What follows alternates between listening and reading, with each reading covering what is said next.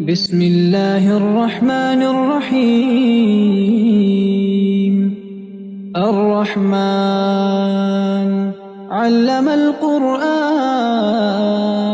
خلق الإنسان علمه البيان الشمس والقمر بحسبان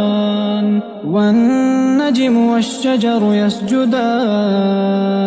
والسماء رفعها ووضع الميزان ألا تطغوا في الميزان وأقيموا الوزن بالقسط ولا تخسروا الميزان والأرض وضعها للأنام فيها فاكهة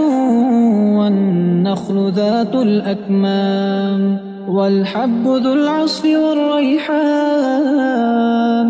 فبأي آلاء